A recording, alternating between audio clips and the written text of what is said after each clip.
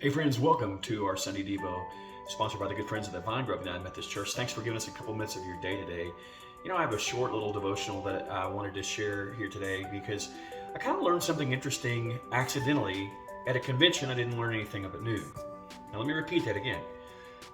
I learned something accidentally at a convention where I didn't learn anything new, or so I thought.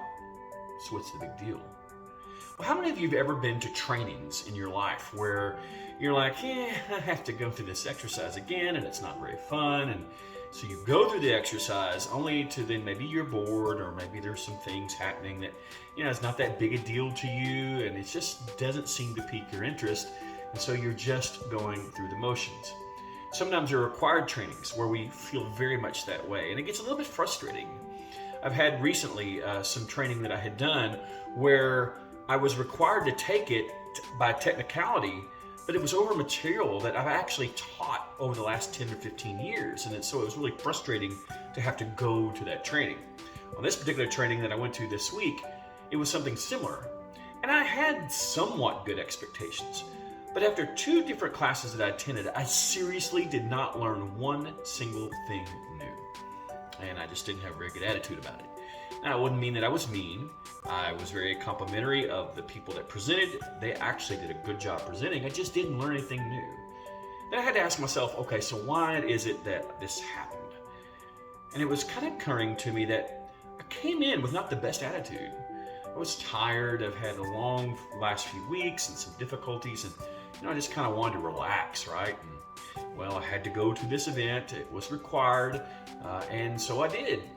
And I even remember one of the very first things I said when I got to the facility was, I'm in this mood where I really don't want anyone to talk to me. And I told a few people that. Now, I was joking. And I then joked about how a lot of times if you don't feel real good and someone calls you, as a pastor, one of the first things you do is say, hey, how are you? And you do that because you never want someone else to feel like you're just putting them off.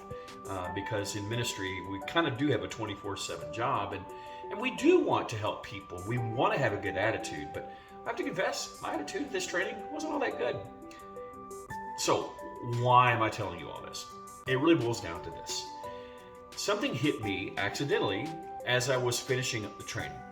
I was kind of going through my mental framework of what I learned and thought to myself, I was like, just really wasn't anything new that I learned. But then I also remembered that I went into it not with the best attitude, and then I was kind of fatigued and a little bit sluggish.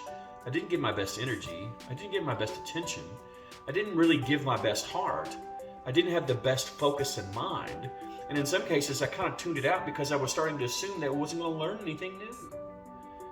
And maybe that ends up meaning that I really will only get what I invest into. And that's part of the lesson. See, Colossians 3:23 says that work at it with all your heart, and work at it for the Lord, but not just for men. Don't work at it just for your own whims. Work at it because you're wanting to gain something from God. You're wanting to do something that blesses your neighbor. You're wanting to do something that will edify yourself. And if you have the right approach and the right attitude, and you always have a really good work ethic, you might find that you'll gain a lot more that way than you will if you just kind of have the breakfast of bad attitude, or the sour persimmon of the heart and mind that can just kind of deflate us. Now, what does that mean? Does that mean that I'm going to have a perfect attitude the next time I go to a training? Maybe not. But I need to sit there and think to myself, how can I have a better mental framework and a better will to have a better attitude to honor God? Dwayne "The Rock" Johnson said these words many years ago. He said, be the hardest worker in the room. Why? Because if you want excellence, you have to put forth the excellence. The excellence of attention, the excellence of detail, the excellence of focus, the excellence of effort. And if you're going to do this not just for you, but for God, how much more should we put the excellence of effort and devotion and thought? I think sometimes we give God the scraps, and that's not nearly enough for a God who's given us the buffet of a lifetime, given us the smorgasbord of eternity, who's given us every single thing we need for life, for godliness, for love. So maybe the next time, maybe if you're one of those people that I really don't want to be here. This is just terrible. Well, you know what? I've been there. I was there this week. It wasn't terrible.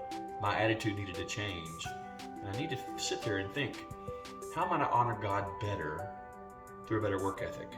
Honor God better through better focus? How can I work at it with all my heart and work at it for the Lord and not for man, as Colossians 3:23 says? Good things for us to think about this day and every day. And now the accident. Because one of the very last things that was said at this convention was that there were just too many times where we're not letting God just dwell in us so that our excellence can come forth and pour out of us. And that's what it hit me. See, I didn't let God into my heart through this exercise. I didn't let God really sharpen my mind through these few days. And I didn't ask for God's presence to really get me at my best. What if I were to every single day ask, God, help me be the best I can be for you and for all the people around me? What a beautiful prayer. Dear God, help me be the best I can be for you and all the other people around me. One more time.